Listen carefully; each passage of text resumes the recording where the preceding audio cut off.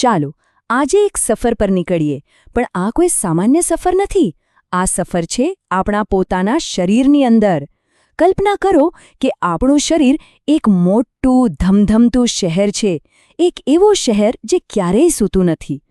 તો તૈયાર છો આ બોડી સિટીની અંદર ડોકિયું કરવા? વિચારો તો ખરા, જો આપણું શરીર એક વિશાળ ધમધમતું શહેર હોય તો? એક એવું શહેર જે 24 કલાક કામ કરે છે, જ્યાં લાખો કરોડો કામદારો છે અને જ્યાં દરેક ગલી, દરેક ઘરને સતત કંઈક ને કંઈક જોઈતું હોય છે. કેવું હશે એ શહેર? તો ચાલો, આપનું સ્વાગત છે બોડી સિટીમાં. અને કોઈ પણ મોટા શહેરની જેમ આ શહેરનું પણ એક કંટ્રોલ સેન્ટર છે, એકદમ હાઈટેક. અને આ કંટ્રોલ સેન્ટર એટલે આપણું હૃદય, જે આખા શહેરના ટ્રાન્સપોર્ટ અને સપ્લાયને સંભાળે છે. એમ સમજી લો કે આ હૃદય જે છે ને, એ આખા શહેરનો મેટ્રો કંટ્રોલ રૂમ છે. અહીંથી જ નક્કી થાય છે કે કઈ ટ્રેન ક્યાં જશે, શું લઈને જશે. એના સિગ્નલ વગર એક પાંદડું પણ નથી હલતું. અને દરેક ધબકારો એ જાણે કે એક નવી, જીવનથી ભરેલી એક્સપ્રેસ ટ્રેનને લીલી ઝંડી બતાવવા જેવું છે.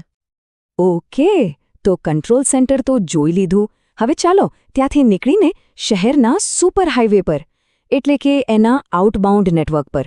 આ એ રસ્તાઓ છે જે આખા શહેરમાં જીવન પહોંચાડે છે. આ સુપર હાઈવે એટલે આપણી ધમનીઓ. આ કોઈ સામાન્ય રસ્તાઓ નથી, આ તો એક્સપ્રેસવે છે. અહીં કોઈ ટ્રાફિક સિગ્નલ નહીં, કોઈ સ્પીડ બ્રેકર નહીં, બસ હૃદયમાંથી નીકળીને સીધા શહેરના છેવાડાના વિસ્તારો સુધી. અને જેમ જેમ આગળ વધે તેમ નાની નાની ગલીઓમાં વહેંચાઈ જાય છે. તો આ એક્સપ્રેસવે પર જે ટ્રકો દોડે છે, એમાં શું હોય છે? એમાં હોય છે શહેરનો સૌથી કિંમતી ખજાનો, ઓક્સિજન, એટલે કે શહેરનો શ્વાસ, પોષક તત્વો અને ગ્લુકોઝ, એટલે કે શહેરનું બળતણ, અને હોર્મોન્સ, એટલે કે શહેરના મહત્વપૂર્ણ સંદેશાઓ. આ બધું જ ધમનીઓ દ્વારા પહોંચાડાય છે. અને હવે વાત કરીએ એ નાની નાની ગલીઓની, જેને કેશવાહિનીઓ કહેવાય છે. અહીં જ આખી ડિલિવરીનું અસલી કામ થાય છે. જાણે કે દરેક ઘરના દરવાજે ડિલિવરી બોય પહોંચી ગયો હોય. એ ઓક્સિજન અને પોષક તત્વોનું પાર્સલ આપે છે અને બદલામાં ત્યાંથી કચરાનું પેકેટ ઉપાડી લે છે. આ આપ-લે ખૂબ જ મહત્વની છે.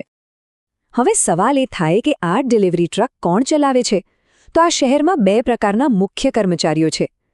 પહેલા છે લાલ રક્તકણો, આપણા ડિલિવરી ટ્રક ડ્રાઈવર. એમનું કામ ઓક્સિજન પહોંચાડવાનું અને કચરો ઉપાડવાનું.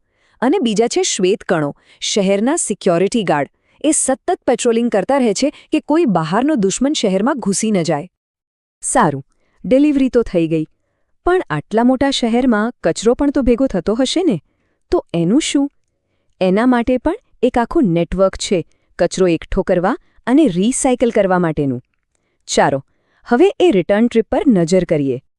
આ પરત ફરવાના રસ્તાઓને શિરાઓ કહેવાય છે. આ છે આપણા શહેરની વેસ્ટ મેનેજમેન્ટ સિસ્ટમ. એમનું કામ છે કે શહેરના દરેક ખૂણેથી કાર્બન ડાયોક્સાઇડ અને બીજો કચરો ભેગો કરીને શહેરના મુખ્ય સફાઈ અને રિસાયકલિંગ પ્લાન્ટ સુધી પાછો લઈ જવો. તો જુઓ, આ બંને હાઈવે વચ્ચેનો તફાવત કેટલો સ્પષ્ટ છે.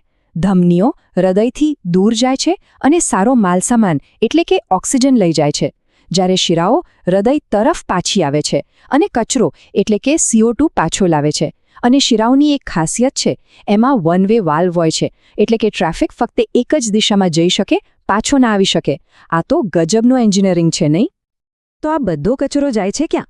શહેરના 2 મુખ્ય રિસાયકલિંગ પ્લાન્ટમાં. એક છે ફેફસા, જે હવાને શુદ્ધ કરે છે, એટલે કે કાર્બન ડાયોક્સાઇડને બહાર ફેંકે છે. અને બીજું છે કિડની, જે શહેરનો વોટર પ્યોરિફિકેશન પ્લાન્ટ છે. ઓકે, અત્યાર સુધી આપણે આખા શહેરની સિસ્ટમ જોઈ. હાઈવે, ગલીઓ, ડિલિવરી ટ્રક, બધું જ. હવે આ બધાને જોડીને જોઈએ. ચાલો એક લાલ રક્તકણની આખી સફરને ટ્રેક કરીએ. અને આ સફર 1 મિનિટથી પણ ઓછા સમયમાં પૂરી થઈ જાય છે. પણ એ સફર પર જઈએ એ પહેલાં જરા હૃદયના કામ વિશે વિચારો. આ આપણું કંટ્રોલ સેન્ટર દરરોજ, જી હા, દરરોજ 7000 લીટર કરતાં પણ વધુ લોહી પંપ કરે છે. આટલો મોટો આંકડો છે, જાણે કે આખા દિવસમાં એક મોટો પાણીનો ટેન્કર ભરીને ખાલી કરી દેતું હોય એટલું કામ કરે છે. અને આ તો ફક્ત એક દિવસની વાત થઈ. આખા જીવનકાળમાં આપણું હૃદય લગભગ 2.5 અબજ વખત ધબકે છે, 1 સેકન્ડના પણ આરામ વગર.